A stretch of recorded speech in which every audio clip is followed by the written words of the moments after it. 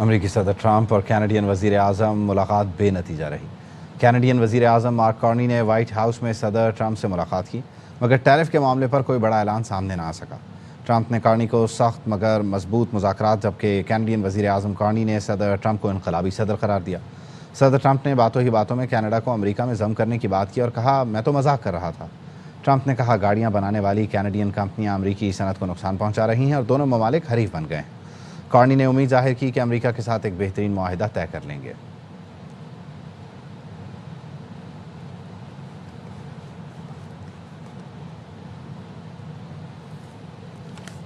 Canadian liberal party کے رہنما ابراہیم دانیال صاحب ہمارے ساتھ موجود ہیں، ان کو شامل گفتگو کرتے ہیں۔ ابراہیم دانیال صاحب، بہت شکریہ آپ کے وقت کا۔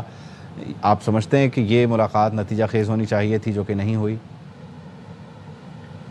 دیکھیں جی، میں یہ سمجھتا ہوں کہ یہ ملاقات اگر ہم یہ کہیں کہ نتیجہ خیز نہیں رہی تو شاید ہم اس کو ری ورڈ کر سکتے ہیں کہ یہ نتیجہ خیز ہونے کے قریب تر ہے، کیونکہ دونوں لیڈرز نے مختلف اوقات میں ایون پریس کانفرنس میں بھی یہ عندیہ دیا ہے کہ ہم کسی نہ کسی نتیجے پر پہنچ جائیں گے۔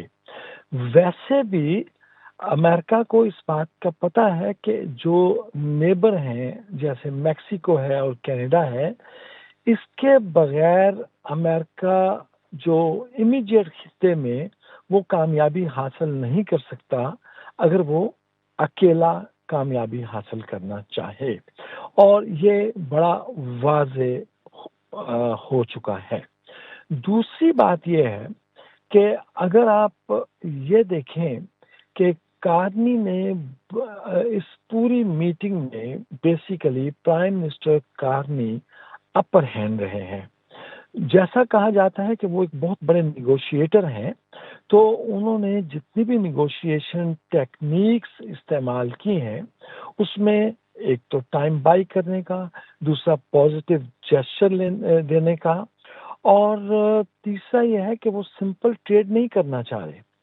کارنی جو ہیں وہ اشارہ دے رہے ہیں اور یہ بات کر رہے ہیں کہ وی وانٹ اے پارٹنرشپ، ہمیں امریکہ، کینیڈا، میکسیکو میں ایک سسٹینیبل سپلائی چین چاہیے۔ ہمیں بائی لیٹرل ٹریڈ کے علاوہ مینوفیکچرنگ سیکٹر اور انرجی کے سیکٹر میں ہمیں پورا شیئر چاہیے۔ تو اگر آپ پہلی میٹنگ دیکھیں اور آج کی میٹنگ دیکھیں تو ان میٹنگز اور اس میٹنگ میں یہ فرق ہے، پہلی میٹنگز ڈکٹیٹ کروا رہی تھیں، یہ میٹنگ ہوپ دلا رہی ہے۔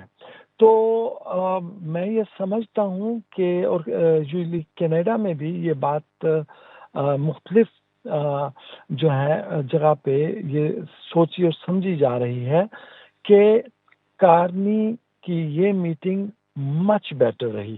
اس جیسے میٹنگ کے بعد وائس پریزیڈنٹ کے ہاں جا کے کھانا کھانا، مختلف سیکرٹریز لیول پہ مزید نیگوشیشن ہونا، تو امریکہ یا ٹرمپ جو رول اس وقت دنیا بھر میں ڈکٹیشن کے طور پہ کر رہے ہیں، کینیڈا کے ساتھ انہوں نے سوچ لیا، ان کو سمجھ آ گئی ہے کہ کینیڈا کے ساتھ یہ ممکن نہیں ہے، اور کارنی نہ صرف امریکہ بلکہ دوسرے ایونیوز پہ بھی کام کر رہے ہیں، جیسے یورپین ورلڈ کو قریب لانے کی کوشش کر رہے ہیں، اور لوکل ٹریڈ اور مینوفیکچرنگ پہ جو ہے وہ اتنی توجہ پہلے کبھی نہیں دی گئی تھی جتنی اب ہے۔